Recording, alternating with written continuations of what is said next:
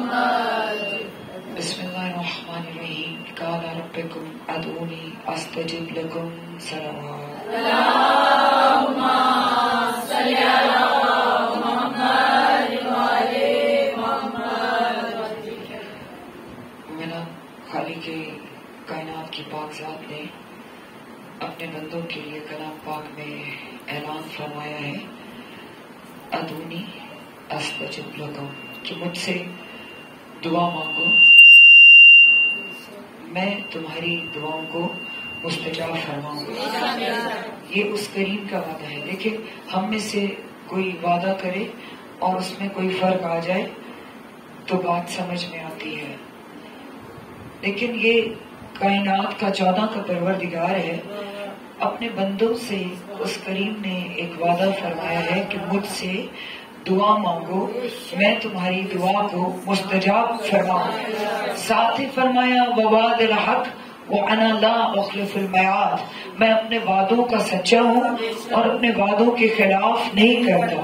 جب اللہ نے اس کریم نے ہم سے وعدہ فرمایا ہے کہ میں تمہاری دعاؤں کو مستجاب کروں گا، پھر کیا وجہ ہے کہ ہم سب شیعی اللہ جل کئی سالوں سے کہہ رہے ہیں، کئی ہماری دعائیں ہیں جو مستجاب نہیں ہوتی، جبکہ اللہ نے تو فرمایا ہے کہ مجھ سے دعا کرو اور میں تمہاری دعاؤں کو مستجاب فرماؤں گا۔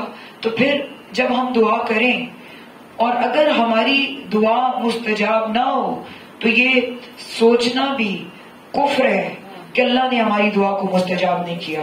جب ہم دعا مانگیں اور ہماری کوئی دعا مستجاب نہ ہو رہی ہو تو یہ یقین کر لیں کہ ہم نے دعا مانگی نہیں ہے، ہمارا مانگنا نہ مانگنا برابر ہے، کیونکہ اگر ہم نے مانگی ہے تو اللہ کا وعدہ ہے مجھ سے مانگو اور میں تمہاری دعا کو مستجاب فرماؤں گا۔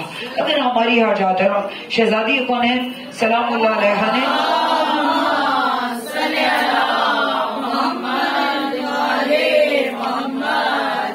نے دعا کے مستجاب ہونے کا ایک بہت مجرب طریقہ بتایا ہے کہ میری شہزادی ساری رات مناجات فرما رہی تھی، امام حسن مجتبیٰ علیہ السلام تشریف فرما تھے،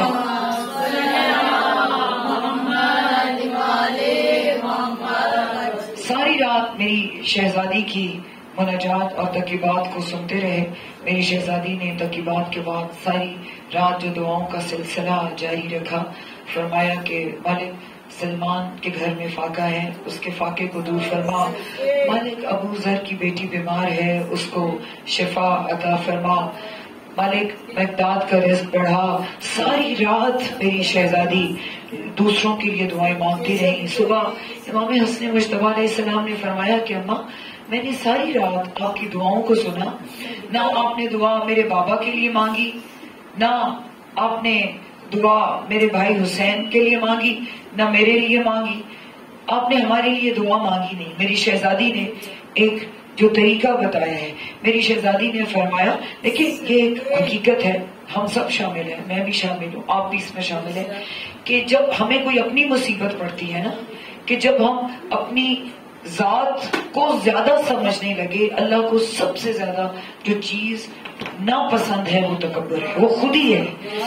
جب ہمارے میں یہ چیز ختم ہو جائے پھر اللہ فرماتا ہے کہ تم مجھے تب پاؤ گے جب تمہارے اندر کی خودی کو تم مار لو گے۔ اس لیے دیکھیں کہ جب مجھے کوئی مثال اپنی دے رہی ہے، مجھے کوئی کہہ دے کہ آپ میرے لیے دعا کریں، جب مجھے کوئی اپنی مشکل ہے تو میں بڑی گڑ گڑا کے دعا مانگوں گی، تڑپ تڑپ کے دعا مانگوں گی۔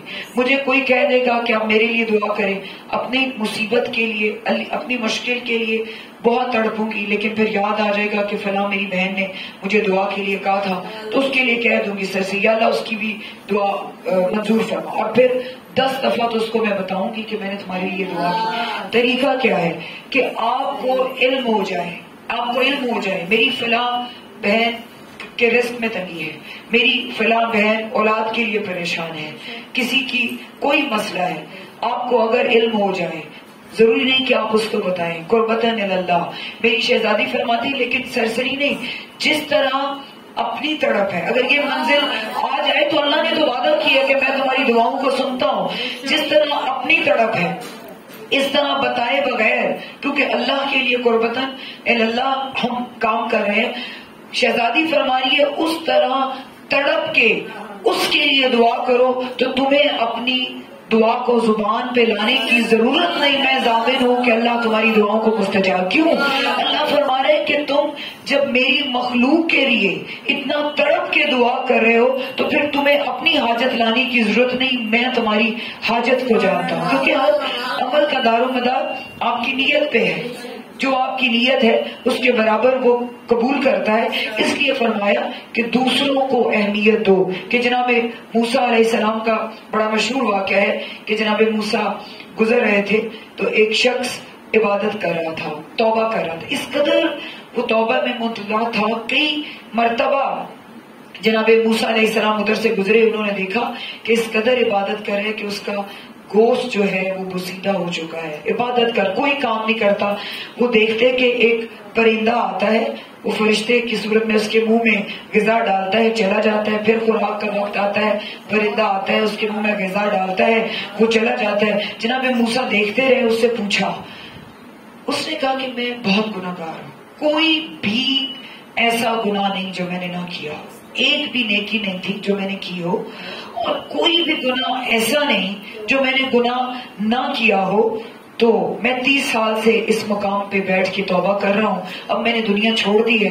30 سال سے مجھے کوئی کام نہیں، صرف میں اللہ کی بارگاہ میں توبہ کر رہا ہوں. تو آپ کلیم اللہ ہیں، اپنے اللہ سے پوچھ کے بتائیں کہ 30 سال میں میری عبادت، یہ توبہ، میرا حالت دیکھیں، میری توبہ قبول ہے. جناب موسیٰ علیہ السلام نے اللہ سے پوچھا کہ یا اللہ وہ بندہ توبہ کر رہے 30 سال سے، اس کی توبہ قبول ہے؟ تو اللہ نے کیا فرمایا کہ نہیں موسیٰ، اس کی توبہ میں نے 30 سال میں قبول نہیں کی. کیوں؟ کہ ایک پرندہ آتا ہے، اس کے منہ میں غذا ڈالتا ہے، پھر دوسری دفعہ آتا ہے غذا ڈالتا ہے. وہ اتنا خود غرض ہے. جو توبہ کر رہا ہے وہ اس کا ذاتی مطلب مجھ سے ہے، وہ اپنے لیے کر رہا ہے، وہ کسی کے لیے تو کچھ بھی نہیں کر رہا. وہ پرندہ آتا ہے، اس سے کبھی نہیں پوچھا کہ تم کہاں سے آتے ہو، یہ رزق کہاں سے لاتے ہو، تم خود بھی کھاتے ہو یا مجھے ہی کھلاتے ہو. تو میں نے اسے معاف نہیں کیا. ہاں اس نے میری اتنی عبادت کی ہے تو میری طرف سے اس کو یہ کہہ دے کہ اللہ فرما رہا ہے کہ ایک خواہش مجھ سے کر لے، معاف میں نے نہیں کیا، لیکن ایک حسرت جو ہے وہ میرے سے مانگ لے. میں اللہ وعدہ کرتا ہوں جو وہ خواہش کرے گا میں اسے عطا فرماؤں گا.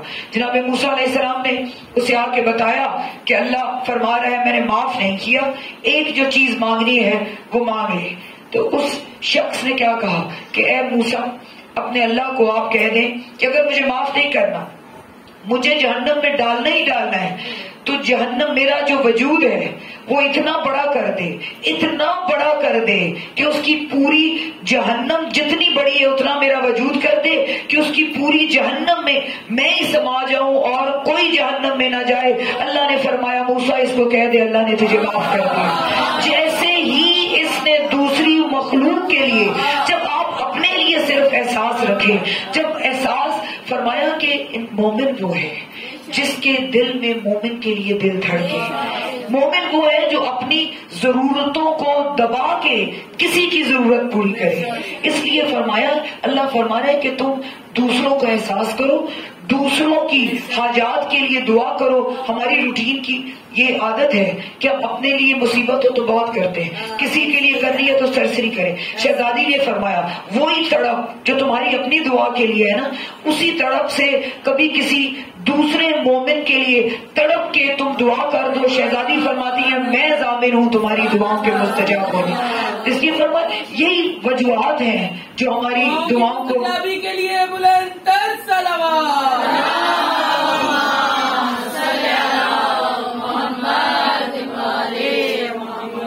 پھر فرمایا کہ دو چیزیں ایسی ہیں، ایک احساس، ایک اللہ فرما رہے لا تمشی فی الارض مراحا، خبردار میری زمین پر اکڑ کے نہ چلنا. اکڑ کے تب چلو کہ جب تمہاری گردن کی اکڑن جو ہے وہ میرے آسمان کو چھو سکتی ہے، یا جس طرح سے تم پاؤں مارتے ہو زمین پہ رکھتے ہو تمہارا قدم میری زمین کو پھاڑ سکتے ہیں. اوقات تو تمہاری اتنی ہے، نہ اپنی مرضی سے آ سکتے ہو، نہ اپنی مرضی سے جا سکتے ہو، نہ دوسرا سانس لے. پھر یہ تکبر کیسا، پھر یہ غرور کیسا. اللہ سب سے زیادہ جو کائنات میں اللہ کو چیز پسند ہے وہ ہے عاجزی. فرمایا اپنے اندر عاجزی بناؤ, اور دوسری چیز جو قبولیت کا وسیلہ ہے وہ وسیلہ اللہ کی ذات نے سورہ مائدہ میں ارشاد فرمایا یا ایھا الذین آمنوا اتقوا اللہ وابتغوا الیہ وسیلہ, کہ اے ایمان والو تقوی اختیار کرو. اس لیے بتایا کہ دیکھیں ہم یہ سمجھتے ہیں تقوی کا معیار صرف نماز روزہ, اس کے آگے جھکنا یہ تو ہمارا فرض ہے. کبھی میں اکثر کہتی ہوں نماز کو کبھی فرض سمجھ کے نہ, کبھی رحم نعمت سمجھ کے پڑھا کریں.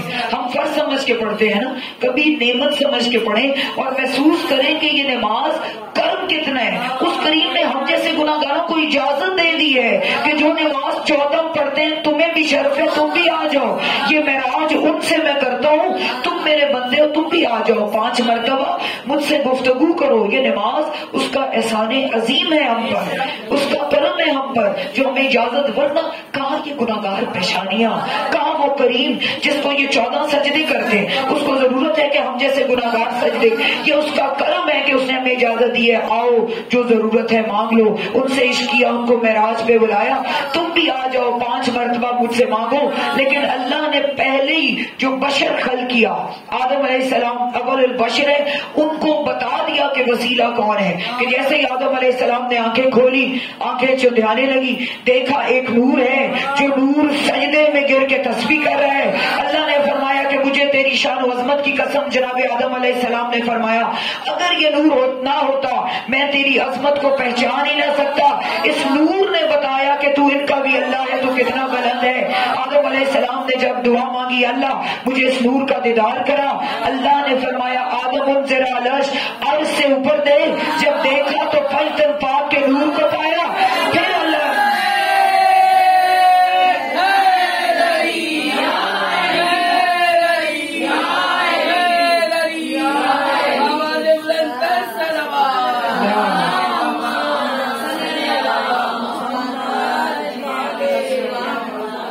یہ کریم نے بتایا ہے کہ ان کے جب بھی ہمیں ملتا ہے اس کریم نے ڈائریکٹ کبھی کسی کو دیا ہے, کبھی بھی.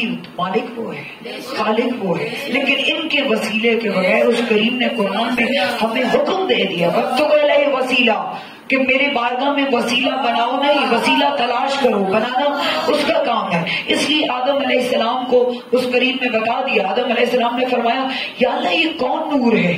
اللہ نے کیا تعارف کروایا, آدم ان کو میں نے اپنے نور سے خلق فرمایا, ان کا معبود میں ہوں, ان کا اللہ میں ہوں. یہ میری افضل ترین اور اعلیٰ ترین خلقت ہے. یہ وہ وسیلہ ہے کہ میں نے اپنی شان و عظمت و شان کی قسمیں کھا کے اپنی ذات اقدس پر واجب کر لیا ہے کہ جو ان کو وسیلہ بنا کے میری بارگاہ میں لائے گا میں اس کے ہاتھ کو کبھی خالی نہیں لوٹاؤں.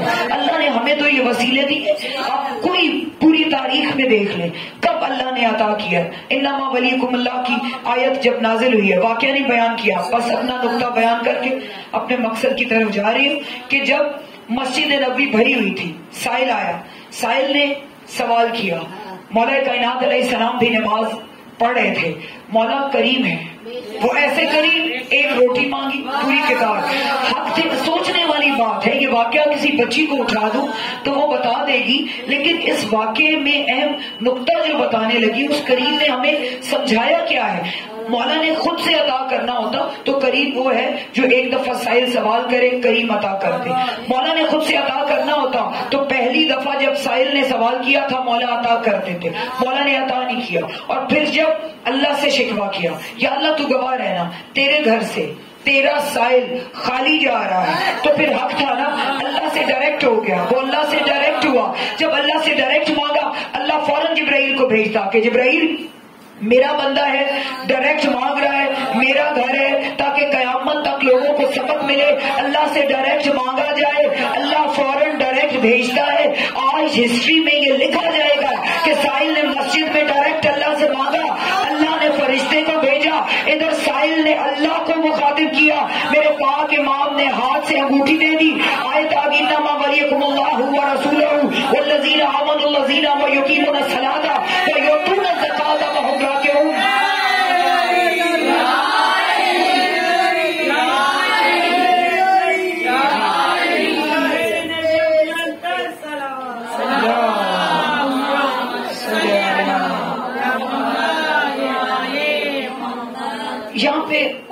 کریم کی ذات ہمیں کیا بتانا چاہتی ہے کہ اگر تاکہ زمانے کو پتہ چل جاتا نا قیامت تک کہ اللہ سے مانگو تو اللہ ڈائریکٹ دیتا ہے.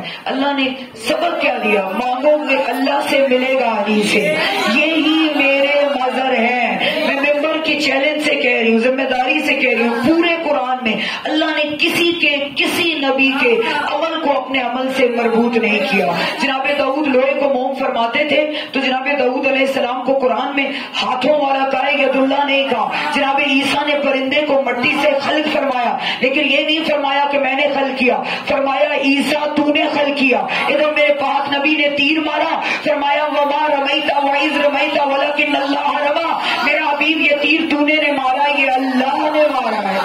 اللہ نے ان کے عمل کو اپنے عمل سے مربوط کیا ہے. ان سے مانگنا مجھ سے مانگ, ان سے محبت. پھر سورہ فتح کی آیت پڑھ لیں, بس بات تمام کرنے لگی ہوں کہ سورہ فتح کی آیت آپ کے سامنے. ان الذین یبایعونک انما یبایعون اللہ ید اللہ فوق ایدیہم, کہ جب بیعت تو پاک نبی کی ہوئی, اللہ کیا فرما رہا ہے؟ میرا بھی ایسے ہی ہے جنہوں نے تیری بیعت کی, ایسے ہی ہے کہ اللہ کی بیعت کی. یا اللہ تیری بیعت کیسے ہو سکتی ہے؟ لیکن اللہ نے فرمایا کہ میرے حبیب کی بیعت کرنا ایسے ہی ہے کہ جیسے اللہ کی بیعت کرنا ہے. اور پھر فرمایا ید اللہ, آیت کے الفاظ ہے, گھر جا کے قرآن کھول کے پڑھ لیں. یہ بیعت رضوان کی بات ہے نا, کہ جب بیعت ہو رہی تھی پاک نبی نے نیچے ہاتھ رکھا, درمیان میں اصحاب کے ہاتھ آئے, سب سے آخر میں فرمایا قم یا علی, سب سے اوپر میرے مولا اٹھے, اوپر ہاتھ رکھا, آیت آ گئی ید اللہ فوق ایدیہم. ان ہاتھوں پر جو سب سے اوپر ہاتھ ہے وہ اللہ کا ہاتھ. یہ نہیں ہے. دیکھیں جب بھی میں پڑھوں نا یہ بات ضرور واضح کرتی ہوں. لوگ کہتے ہیں یہ شیعہ غلو کرتے ہیں, یہ وجہ اللہ کہہ دیتے ہیں, یہ ید اللہ کہہ دیتے ہیں. وہ بلا تشبیہ ہے, وہ بے مثل ہے, وہ بے مثال ہے. اس کی تشبیہ کسی سے نہیں دی, لیکن اس نے اپنے مظہر ان کو بنایا ہے. اللہ کو ہم نے یہ کبھی نہیں کہا یہ 5 انگلیوں والا ہاتھ کی صفت کیا ہے؟ ہاتھ کی صفت ہے دینا. چہرہ ہم نے کبھی نہیں کہا نعوذ باللہ من ذالک یہ نقوش والا چہرہ ہے. چہرے کی صفت کیا ہے؟ چہرہ آپ کے مزاج کا عکاس ہے. اللہ فرما رہے تمہاری اوقات اتنی ہے, اپنی مرضی سے نہیں آ سکتے, جا نہیں سکتے, پھر بھی میں نے تمہیں اشرف المخلوقات بنا کے تمہیں تمہارے چہرے دے دیے جو تمہارا مزاج بتاتے ہیں. تمہیں ایک مولا پہ شک ہے, یہ 14 کے 14 وجہ اللہ ہے. اللہ بتا رہے تمہارا مزاج تمہارا چہرہ بتاتا ہے, میرے ارادے یہ 14 ہیں, یہ 14 میرے چہرے ہیں. جنہوں نے جانا اللہ خوش ہے تو دیکھیں یہ خوش ہے میرے کو. یہ وسیلہ اللہ نے بنا. میرے مولا کی زیارت پڑھتے ہیں, زیارت امین اللہ, مولا آپ کو لے جائے نجف, ادھر جب جائیں مولا کی زیارت پڑھیں, انشاءاللہ آئندہ پڑھیں گے تو سمجھ میں آئے گی یہ امین اللہ کا مطلب کیا ہے. جو ہم مولا کو سلام کرتے ہیں, السلام علیکم یا امین اللہ, اے اللہ کی امانتوں کو سنبھالنے والے کون ہے کائنات. اسی لیے ان کو بیچ میں رکھا ہے. اللہ نے قرآن میں سورہ بقرہ آیت نمبر 143 گھر جا کے پڑھ سکتی ہیں, وَكَذَلِكَ جَعَلْنَا أُمَّةً وَسَطًا لِتَكُونُوا شُهَدَاءَ عَلَى النَّاسِ وَيَكُونَ الرَّسُولُ عَلَيْكُمْ شَهِيدًا. اللہ فرما رہا ہے میں نے اپنے اور تمہارے درمیان میں ان کو رکھا ہے, امت وسط بنایا ہے, جو نہ مجھ جیسے ہیں نہ تم جیسے ہیں. اور صرف رکھا نہیں ہے, ان کو تم پر گواہ بنایا ہے. جب تک تمہارے ایک ایک عمل پہ ان کی گواہی نہیں ہوگی تمہارا کوئی عمل میری بارگاہ میں قابل قبول نہیں ہے. اس لیے اس کریم اللہ نے ان کو امین اللہ بنایا. اپنے صرف یہ ہم مولا کی زیارت پڑھتے ہیں نا, السلام علیکم یا امین اللہ, اے اللہ کی امانتوں کو سنبھالنے والے. یہ صرف ایک امانتوں کو سنبھالنے والے نہیں ہیں, یہ 14 کے 14 امین اللہ. یہ امانتیں کون سی ہیں؟ ہر مجلس میں یہ پیغام دیا ہے. ہم سب کے دل شکستہ ہیں, جبکہ آج یہ فتوے. اس بات پہ افسوس, مولا کی فضیلت بیان ہو تو سب کہتے ہیں مجلس سے ملا کیا ہے. اگر اپنے گھر کی باتیں ہوں ادھر ادھر کی بات کر کے بات کرتے ہیں, پھر کسی کو یا فضائل ہوں, یہ لمحہ فکریہ ہے. دیکھیں یہ دونوں چیزیں ساتھ ساتھ ہیں. جس دن ہم نے ایک کو بھی چھوڑا, اصل محبت عمل کا نام ہے. اگر ہم کہیں ہمیں محبت ہے اور ہم عمل نہ کریں, وہ محبت نہیں, وہ منافقت ہے. اور اگر ہم کہیں کہ یہ ذکر ہم اپنی محفلوں سے نکال دیں, 10 سال تک ہماری نئی نسل ابلیس بن جائے گی جن کو پتہ ہی نہیں ہوگا. دیکھیں کوئی مدرسہ میں آپ میں سے کسی کسی اپنی بہن کو اٹھا دو کہ مجھے ہجرت سنا دو، مجھے خیبر سنا دو، مجھے خم سنا دو، کوئی مجھے غدیر خم کا میدان، مباہلہ کا میدان، کوئی فضیلت سنا دو. مجھے یقین ہے کوئی میری بہن ایسی نہیں جس کو نہیں پتا ہو. کوئی مدرسہ ہے جس میں مولا کی فضیلتیں ہم پڑھتے ہیں؟ ظاہر احکام دین مدرسے بہت کھلے. کوئی ایسا مدرسہ ہے جس میں ہمیں صرف اور صرف مولا کی وہ یہ مدرسہ ہے، وہ واحد مجلس ہے جس میں چھوٹے چھوٹے بچوں کو پتا ہے کہ ہمارے مولا کی فضیلتیں تھی. اگر بتائیں گے نہیں تو ان کا معیار دیکھیں. معرفت تب بڑھتی ہے جب یقین ہو. یقین بڑھے گا تو ایمان بڑھے گا. اگر ایمان ہی نہیں، یقین ہی نہیں، معرفت ہی نہیں، معرفت کے بغیر تو پھر عبادت کا. اس لیے یہ دوری کیوں ہے کہ آج دشمن کھڑا ہے. ہم دونوں فرقوں اب وہ کیا چیلنج کر رہے ہیں کہ ان کو لڑنے دو، یہ آپس میں ہی لڑ کے ختم ہو جائے. یہ پڑھنے والوں کی ذمہ داری ہے کہ دونوں کو ساتھ لے کے چلے، دونوں کو کہے کہ دیکھیں مولا کی فضیلت کے بغیر کچھ نہیں، اور دوسرا عمل کے بغیر تو کچھ ہے ہی نہیں. وہ کون ہے جو اپنے آپ کو کہے کہ میں مولا علی علیہ السلام کا ماننے والا ہوں اور وہ بے دین ہے، وہ بے نمازی ہے، وہ احکام دین کو نہیں جانتا. اسی لیے یہ پیغام سب سے اہم ہے. آج میں نے ہر مجلس میں پیغام دیے. دیکھیں ہماری کسی سے لڑائی نہیں ہے. بلا فصل کا معیار تمہارا اور ہے، ہمارا بلا فصل کا معیار خلافت کے معیار پہ نہیں ہے. ان اللہ خلق نور محمد قبل ان یخلق السماوات والارض ولو وکلم وکرسی بے ملائکۃ واربع میاتار واربع وعشرین ارسلہ. یہ نور غدیر خم سے ہم نے بلا فصل نہیں کیا. تمہیں ایک پہ شک ہے تو یہ 14 کے 14 بلا فصل. اللہ نے جب سے اس نور کو خلق فرمایا، اول ما خلق اللہ نوری، اللہ نے سب سے پہلے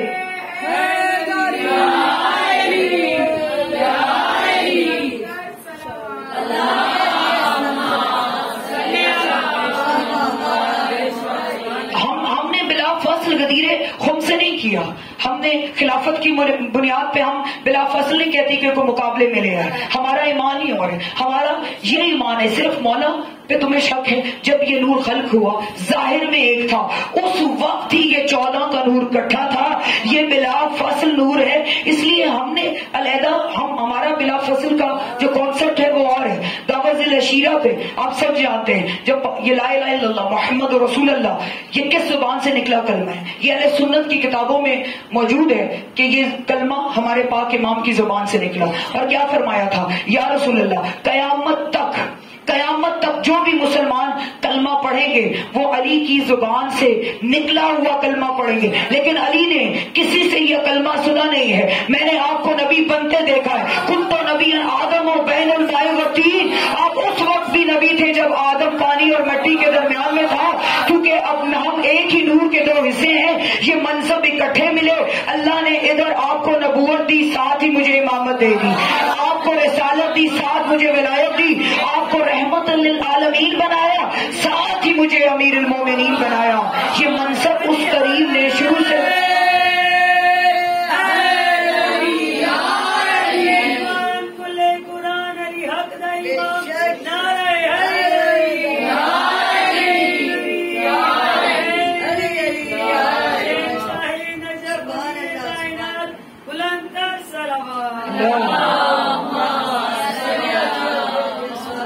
دیکھیں. یہ بہت سخت دور ہے شیعہ. بہت دیکھیں، ایک طرف یہ ہے کہ مولا علیہ السلام کو اللہ کی ذات تک لے جانا کفر نہیں شرک ہے.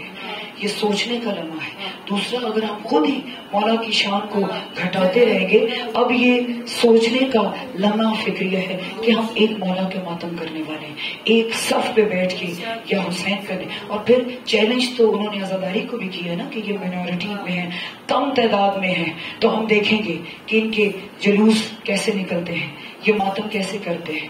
اس لیے میں یہ دعا مانگتی ہوں کہ مولا ہر ماتمی، ہر عزادار، میرے مولا کی عزاداری کی خیر ہو. اور کیونکہ اس عزاداری کی بانی میری شہزادی زینب کبریٰ سلام علیہ، اور میں نے اکثر یہ کہا ہے کہ اس میں ہمیں پر اور یہ خوش فہمی کسی کو بھی ہمیں بھی نہیں ہے کہ عزاداری ہماری وجہ سے قائم ہے. ہرگز نہیں. ہماری اوقات کیا، ہم عزاداری کی وجہ سے قائم ہیں. ہم عزاداری کی وجہ سے قائم ہیں کیونکہ یہ وعدہ ہمارا تو مولا حسین پاک سے نہیں تھا نا. امام حسین علیہ السلام سے ہمارا وعدہ نہیں تھا کہ مولا ہم یا حسین. یہ اللہ کا وعدہ تھا. اللہ نے فرمایا تھا حسین میں وعدہ کرتا ہوں جب تک جب تک اللہ اللہ ہوگی. ساتھ ساتھ شیعہ قوم کون ہے؟ اپنے عمل کے لیے جس قوم کو اللہ نے چنا ہے. اس لیے فرمایا نا کہ میں حسین جتنا بھی کریم ہو جائے وہ میرا عبد ہے, میں اس کا معبود ہوں. جس عبد ہو کے اس نے کچھ نہیں رکھا تو میں کریم ہو کے کچھ رکھ سکتا ہوں. خدائی میری ہے, اس پہ قبضہ حسین کا ہے.